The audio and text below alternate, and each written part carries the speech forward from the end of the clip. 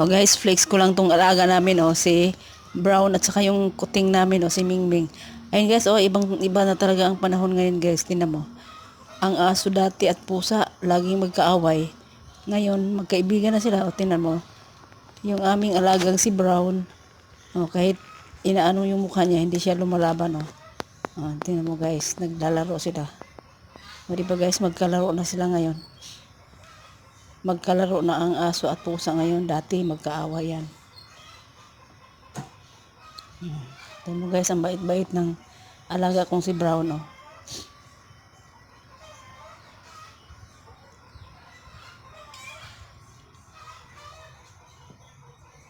Kahit ginugulo yung mukha niya ni Mingming, hindi siya nagagalit.